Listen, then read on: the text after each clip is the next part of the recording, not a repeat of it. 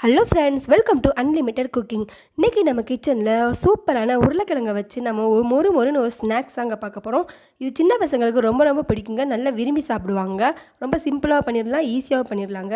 நீங்கள் நம்ம சேனலில் ஃபஸ்ட் டைம் பார்க்குறப்ப இருந்தால் மறக்காமல் சப்ஸ்கிரைப் பண்ணுங்கள், பக்கத்துக்கு இருக்க பெல் ஐக்கான் பட்டனை கிளிக் பண்ணிக்கோங்க. வாங்க எப்படி செய்யலான்னு வீடியோக்குள்ளே போகலாம். இன்றைக்கி நான் 100 கிராம் அளவு ரவை எடுத்து வச்சுருக்கேன். இந்த ரவையை ஒரு மிக்சி ஜாரில் போட்டு கொஞ்சம் அரைச்சி எடுத்துகிட்டு வந்துடலாங்க. வலுவலுன்னு அரைச்சிக்கோங்க. இப்போ பாருங்கள், நான் அரைச்சி எடுத்துகிட்டு வந்துட்டேன்.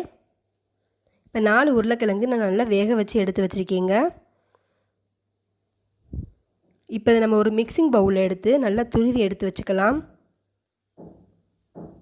நீங்கள் துருவாமல் கூட அப்படியே கையிலே பிசைஞ்சிக்கலாங்க. பிசைஞ்சால் 1-2 கட்டி ஆயிரும், அதனால் நான் துருவி எடுத்து வச்சுருக்கேன். இப்போ நம்ம அரைச்சி வச்சுருக்க ரவையை ஒரு 3 ஸ்பூன் அளவு எடுத்து போட்டுக்கோங்க.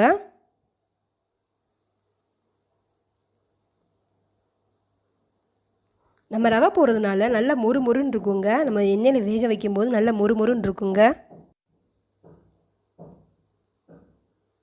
இப்போ பச்சரிசி மாவு இது, நம்ம அதை 2 ஸ்பூன் அளவு போட்டுக்கோங்க.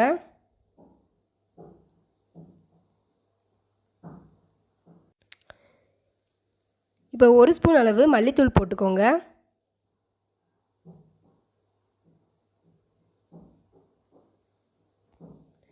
ஒரு ஸ்பூன் ஜீரகத்தூள். நான் 2 வெங்காயம் பொடி பொடியாக கட் பண்ணி எடுத்து வச்சுருக்கேன். இப்போ நம்ம அதையும் போட்டுக்கலாம்.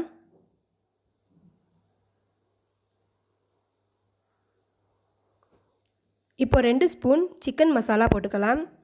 சிக்கன் மசாலா ஆப்ஷனல் தான், நீங்கள் வேண்டான்னா மிளகாய்த்தூள் ஆட் பண்ணிக்கலாம்.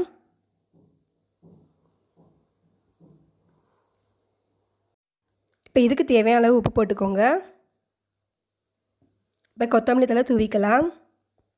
ஒரு 1/2 ஸ்பூன் அளவு இஞ்சி பூண்டு விழுது போட்டுக்கோங்க. இப்போ நல்லா பிசைஞ்சுக்கலாங்க.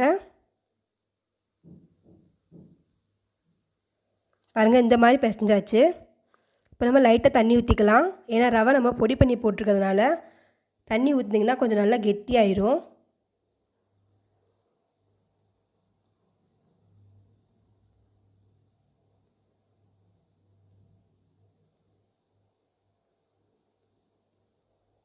பாருங்கள், நல்லா பிசைஞ்சாச்சு. இந்த மாதிரி வந்துடுங்க. அவ்வளோதாங்க, ஒரு 5 நிமிஷம் ஊறட்டும். நான் இப்போ சட்டியில் எண்ணெய் காய வச்சுருக்கேங்க. இப்போ எண்ணெய் நல்லா காயட்டும். இப்போ நம்ம பிசைஞ்சு வச்சுருக்கிறத உங்களுக்கு எந்த மாதிரி சேஃப் வேணாலும் போட்டுக்கலாம். நான் இன்றைக்கி இந்த மாதிரி சேஃபில் போடுறேன்.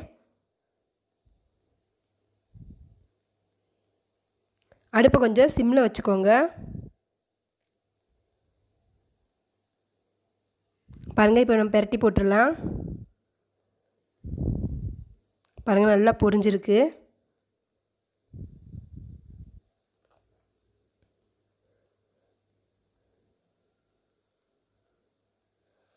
பாருங்கள், நல்லா 2 பக்கம் நல்லா ப்ரௌன் கலரில் வந்துடுச்சு. இப்போ நம்ம ஒரு பிளேட்டில் எடுத்து வச்சுக்கலாங்க. அதை பாருங்கள் எவ்வளோ முறுமுறுன்னு வந்திருக்குன்னு.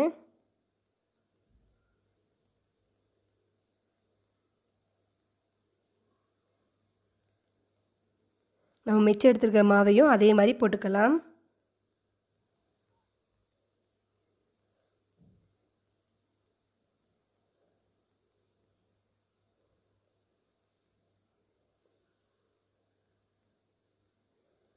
பாருங்கள், சூப்பரான ஒரு ஸ்நாக்ஸ் ரெடி ஆகிடுச்சு. பாருங்கள், இது இப்போ நான் பிச்சு காட்டுறேன் எப்படி இருக்குன்னு. வெளியே நல்லா மொறுன்னு இருக்குங்க, உள்ளே நல்லா இருக்குங்க, வெந்திருக்குங்க. இந்த மாதிரி தாங்க வரும். நீங்களும் வீட்டில் ட்ரை பண்ணுங்கள், கண்டிப்பாக உங்களுக்கு பிடிக்கும். உங்கள் பசங்க நல்லா விரும்பி சாப்பிடுவாங்க. பிடிச்சிருந்தால் லைக் பண்ணுங்கள், கமெண்ட் சொல்லுங்கள். மறக்காமல் என்னோடய சேனலை சப்ஸ்கிரைப் பண்ணிக்கோங்க. பக்கத்தில் இருக்க பெல் ஐக்கான் பட்டனையும் கிளிக் பண்ணிக்கோங்க. அப்போ தான் நான் போடுற வீடியோ உங்களுக்கு உடனே அப்டேட் ஆகும். தேங்க்யூ.